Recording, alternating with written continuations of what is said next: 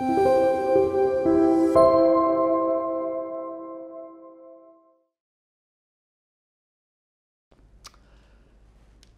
다음은 친하의 신라 건국설과 신라의 친하 번석국설 이렇게 제목을 잡아봤는데요. 이는 신라는 친하가 세웠고 친하의 번국이었다는 주장입니다. 이는 총론에서의 이대룡은 이제 이 중화인민공화국의 대표적인 동북공정의 학자입니다. 이따룡이라고 이제 뭐 중국에서는 이게 부르는데, 이 사람의 주장이었는데, 신라의 선조가 친하, 즉 중화인민공화국 그 진나라의 유민이라는 점에서, 여기서 이 진나라는 진시황의 진나라죠. 그 유민이라고 하는 점에서 출발한 논리입니다. 바로 이러한 내용은 이미 삼국사기, 김부식의 그 삼국사기 속에서 신라의 신라의 원래 선조는 그 진나라의 유민이었다. 유민이 남하에서 내려와 가지고 아마 신라의 한 그 족속을 이루었다라고 하는 삼국사기의 내용을 또 근거로 삼고 있는 겁니다. 이것을 주요한 그러한 그 동북공정의 논거로 삼고 있는 것이죠. 즉 진나라의 유민이 한반도 남쪽으로 가서, 즉 진안 지역에 가서 신라를 건국하는데 일조를 했다. 그러니 신라도 사실은 중국과의 관련을 끊을래야 끊을 수 없는 것이다. 이렇게 주장을 하는 겁니다. 그리고 또한 후기의 신라는 당나라의 속국이었다. 즉 당나라에 조공을 했던 것이 조공을 했던 그런 사실은 사실이니까, 물론 여기서 주의해야 될 것은 그 조공의 성격이 무엇이냐, 이것은 또 적극적으로 다시 한번 논의를 해봐야 될 문제입니다. 즉 중화인민공화국 학자들이 주장하듯이 그것이 꼭 이 중화인민공화국의 속국이 되는, 즉 친하의 속국으로서의 조공이냐 아니냐, 이것은 아주 중요하게 다시 연구를 해야 될 그런 문제입니다. 근데 이런 총론에서 주장이 됐던 신라는 친하의 번석국이다, 이러한 주장을 강력하게 하기 시작을 하는 것이죠. 이러한 그 논문이 동국사제에 실렸던 논문이 다음 강유공의 종고대 가발적 성행 간 신라 소공 인발적 용처, 이러한 논문하고, 그 다음에 충리법의 칸론 당리 전쟁 중적 당라 동맹여 리제 동맹 문제라는 논문과, 그 다음에 왕암과 지원의 중고 아랍박 동방문헌중적 신라국이라고 하는 논문이 여기에 해당이 됩니다.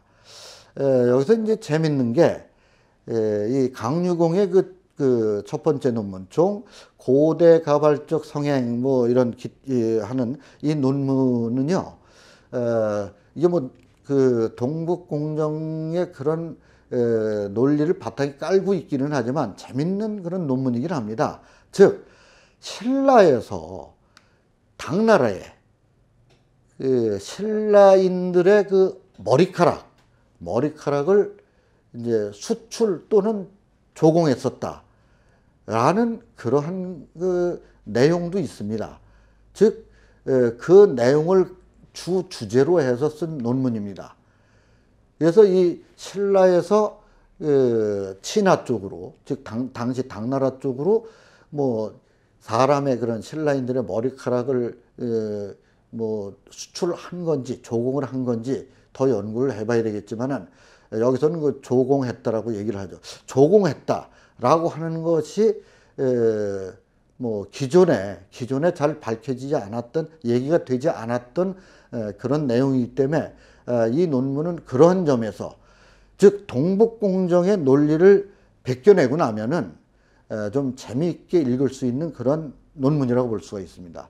또 하나는 그 세 번째 논문인 왕암과 지원의 중고 아라파 동방문헌중적 신라국이라고 하는 논문인데, 이것은 이 중세 아라비아에서 그 신라를 대상으로 해서 쓴 그런 논문입니다. 즉 그 당시 당나라와 신라와의 관계에 대해서 쓴 그런 논문인데, 그 당시 아라비아 쪽에서 신라를 어떻게 인식을 했느냐, 이제 그러한 그 논문인데, 여기서도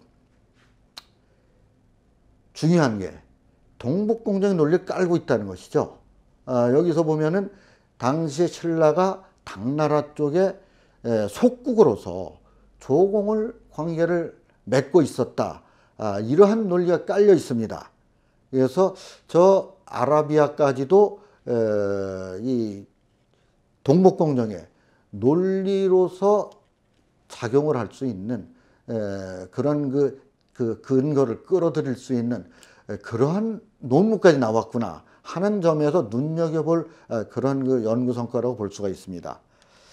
이제 그 다음에 이제 백제의 친화 변방 소수민족설인데, 기존까지는 고구리는 이미 친화의 변방 민족 국가다, 친화의 역사다, 이렇게 주장을 하는 그런 단계였었는데, 이제부터는 조금 아까 신라, 그 다음에 이 백제까지도 고대 친화의 변방 소수민족이었다는 주장이 이제 나타나기 시작을 하는 겁니다. 즉 백제는 친화의 변방 소수민족인 부여의 한 갈래가 남하에서 고구리를 세운 뒤 다시 고구리에서 갈라져 나와 한반도에 있던 한 왕조의 변방군에서 세운 정권이라고 합니다. 즉 이 부여는 원래 만주에서 있었던 그러한 그 나라죠. 그런데 만주가 이미 중화인민공화국의 영토다, 이것을 그 고착화시킨 그러한 이 논리 하에서 부여는 그렇다고 하면 중화인민공화국의 한 나라였습니다. 즉 친화의 한 변방 정권이었다는 얘기죠. 그런데 그 부여에서 갈라져 나온 한 갈래가 고구리를 세웠고, 또 그 고구리에서 갈라져 나온 한 갈래가 백제를 세웠다는 얘기입니다. 때문에 이것도 중국의 민족이 백제를 세운 그런 상황이다, 그런 논리라는 거죠. 즉 따라서 이것도 동북공정의 논리입니다. 그런데 또 더더욱 이것이 백제가 어디에서 나라를 세우느냐, 즉 한왕조 변방군에서 세웠다. 이 변방군이라고 하는 게 뭐냐, 이른바 한사군의 하나인 대방군입니다. 대방군의 백제가 거기서 나라를 세웠다는 거죠. 때문에 물론 사료에는 대방고지라고 나옵니다. 대방의 옛 땅입니다. 옛 고자를 써서 대방의 옛 땅인데, 대방의 옛 땅, 대방군이라고 하는 것도 당시 친화의 식민지였다. 식민지라기보다도 거기는 하나의 그 총독을 뒀던 그 총독 번속국이었다. 그런데 그 옛 땅에서 백제가 성립을 했다. 즉 이것은 중화인민공화국의 옛 땅에서 백제가 성립한 것이다. 따라서 중화인민국이 백제에 대한 그러한 귀속권도 주장할 수 있는 그런 논리가 성립이 됐다, 그런 얘기입니다. 아주 중요한 얘기죠. 그리고 백제는 성립된 이후에도 친화 역대 왕조와 밀접한 신속관계를 유지했었다. 즉 조공을 주고받고, 그러면서 친화 역대 왕조로부터 뭐 동진이라든지 남제라든지 뭐 북이라든지 이런 나라들과 조공관계를 맺었고 또 거기서 그 자코를 수여받고 뭐 대방군왕 백제 뭐 왕이라든지 뭐 이런 그 자코를 수여받기도 하고 했기 때문에 나중에 당에 의해서 멸망되었다. 그런데 그냥 멸망된 것으로서 끝나는 게 아니라 이후 당의 관리 범위 안에 들어갔다. 이런 얘기입니다. 즉 이따 얘기를 하겠지만은 백제가 멸망한 뒤에 당나라가 여기에 5도독부를 만들었다. 5도독부 중에 대표적인 게 웅진도독부다. 즉 이것은 공주 또는 사비에 세웠던 그러한 그 도독부인데 이 도독부의 당의 직할 총독이 후대 용어로서 총독인데 이 당시의 용어로서 도독이 임명이 되고 당나라 사람으로서 통치를 했었다. 이런 얘기입니다. 때문에 이것은 당연히 백제도 중화인민공화국에 그런 영향력 하에 강력하게 있었다. 즉 이것은 강력하게 있었다라고 하는 것은 이미 이 중화인민공화국의 역사다라고 하는 논리입니다. 이 대표적인 그런 논문이 이 장벽파의 종, 백제, 고구려, 멸국도 발해건국, 그 다음에 우춘영의 백제여 남북조 조공관계연구라는 이런 그 논문입니다. 그 다음에 이제 동북공정 논리의 강화 확장이라고 하는 경향성인데, 네, 여기에도 이제 소 주제로 다음과 같이 나눠볼 수가 있습니다. 먼저 한국 고대 문화는 친화의 영향이다. 이 문화적인 측면에서 이 논리는 한국 고대 문화는 친화와의 관계에 의해서 성립했다는 한 주장입니다. 식민사학의 타율성론을 연상시키고 있습니다. 이것은 즉 일제시기 식민사학에서 얘기한 조선민족은 애초부터 독자적으로 독립을 하는 것이 아니다. 당시에 친화의 영향 하에서 니네가 나라를 세웠을 뿐이다. 즉 타율적으로 자율적으로 국가를 건립했던 것이 아니고 외부의 힘에 의해서 너희는 나라를 건국한 것이다. 바로 이런 논리가 타율성론이죠. 바로 이 한국 고대 문화가 친화의 영향 하에서만 성립이 됐다. 이런 얘기입니다. 이러한 그 대표적인 논문이 묘위의 낭랑구녀 사만이라고 하는 논문과 그 다음에 장벽파의 조선반도 고문화연원적 고찰이라고 하는 논문, 그 다음에 묘위의 관우 고지진국적 재탐토라고 하는 논문, 이것이 있고, 이제 그 다음 논리는 한반도 정세의 친화의 영향을 강조합니다. 이 문화적인 그런 부분뿐만이 아니라 정치적인 그런 측면에서도 친화의 영향을 강조하고 있습니다. 이 논리는 삼국의 쟁패 과정에서 정치 정세에 친화의 영향력을 지나치게 강조하는 건데, 대표적인 게 이제 그 삼이항의 고구려여 백제 신라적 쟁패라고 하는 그런 논문이 있습니다. 이 논문은 이 고구리와 그 다음에 이 신라 백제가 이제 그 삼국, 이른바 삼국의 정립 시대를 이루면서 이후 몇백 년 이제 진행이 되는데, 바로 그 진행이 될 때의 얘기입니다. 그때 우리가 흔히 알고 있기로는 고구리, 백제, 삼국 서로 백제가 우세했다가 그 다음에 뭐 고구리가 우세했다가 나중엔 신라가 우세하고, 그래서 서로 이 한강 유역을 중심으로 쟁탈전을 벌입니다. 그럼으로써 삼국이 이게 성장을 하기도 하고 고대 국가로서 발전을 하기도 하고 하는데, 우리는 그렇게 알고 있죠. 그런데 그 쟁패 과정 속에 이 논문에서 보면은 중화인민공화국, 즉 친화의 영향력이 항상 개재가 되었다는 겁니다. 친화의 영향 속에서만 삼국의 이 쟁패가 이루어질 수밖에 없었다. 또 이루어졌다. 그렇게 주장을 하는 겁니다. 즉 문화적인 측면뿐만이 아니라 정치적으로도 적극적으로 이 중화인민공화국의 영향력을 강조를 하는 것이죠. 이제 그 다음에 세 번째 경향성은 이 삼한 개념의 확장인데, 이 삼한은 뭐 한반도에 있었던 백제 신라 이전 단계의 정치 세력으로 인식했었던 삼한, 이것이 우리가 보통 알고 있는 삼한입니다. 그런 인식 범위를 이들 다음 논문에서는 만주 지역까지도 확장시키고 있습니다. 즉 양지룡의 야설삼한이라고 하는 논문이 그것인데, 여기서 보면은 즉 만주 지역에 천령이라고 하는 산맥이 있습니다.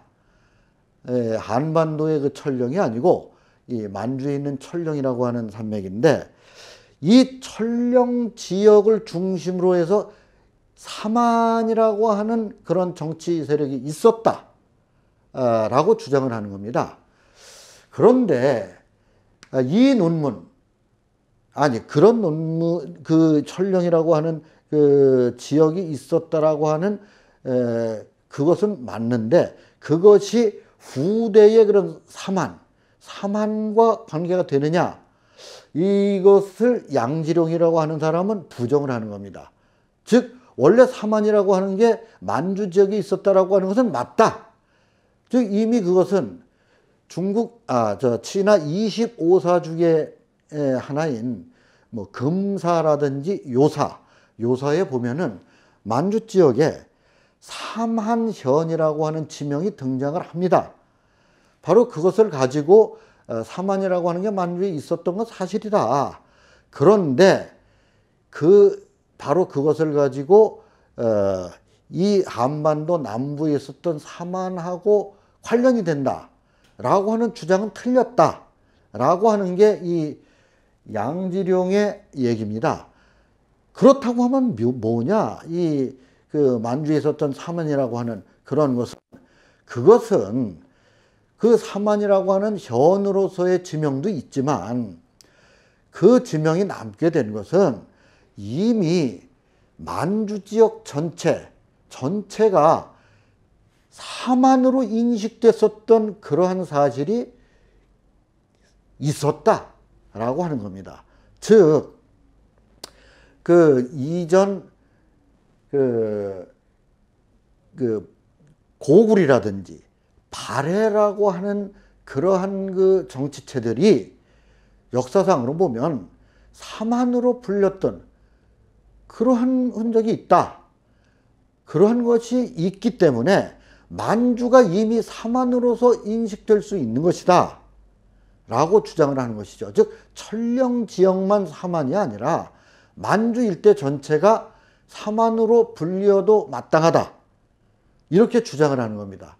바로 이것은 한반도 남부의 삼한과 적극적으로 연결시키려고 하는 그런 논리가 깔려 있는 겁니다.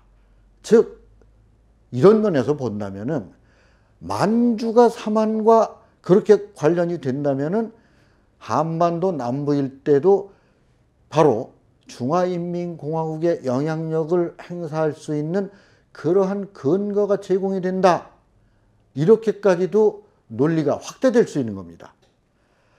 이제 그 다음 경향성이 이제 삼국사기를 이제 불신하는 그러한 그 내용입니다. 즉 삼국사기나 그 편찬자인 김부식에 대해서는 이미 총론이나 송론 단계에서 평가가 절하되고 있었습니다. 그런데 동북사지의 단계에서는 좀 더 심해지고 있습니다.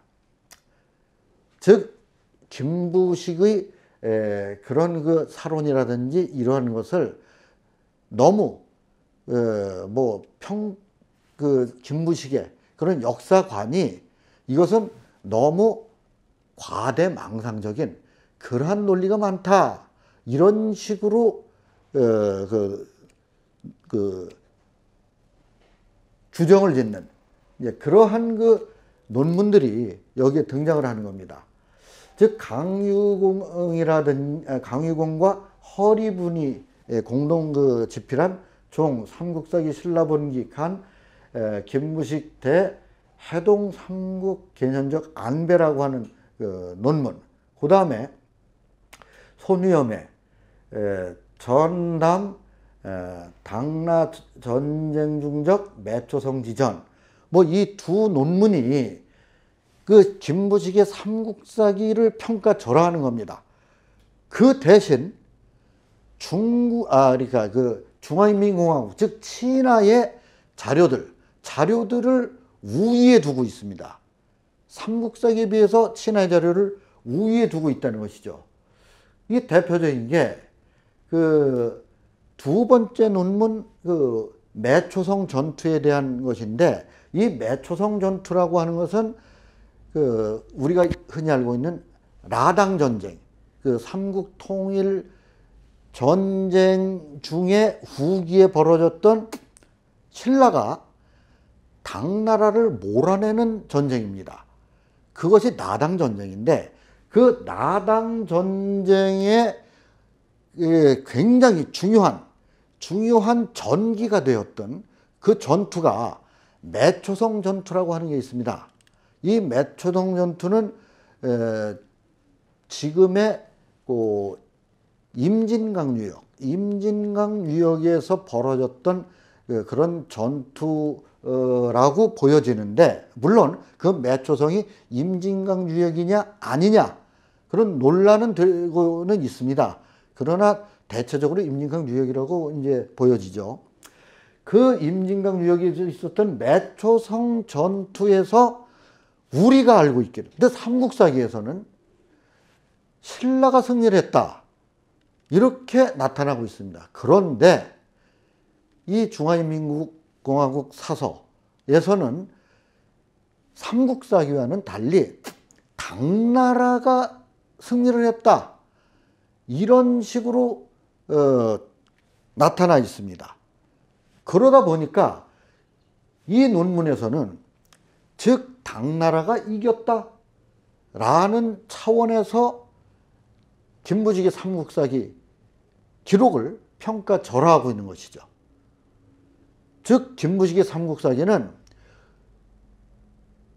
연대별로 봤을 때 12세기인 고리시대의 작품에 불과하다. 그리고 중국 쪽의 자료는 그 이전에 우리나라 시대로 따지면 통일신라 시대 또는 당대인 삼국시대의 자료이다. 그렇기 때문에 삼국사기에 나타난 것보다는 중화인민공화국 측의 자료, 이것이 역사적 가치가 훨씬 높다, 거기에 중점을 두는 겁니다.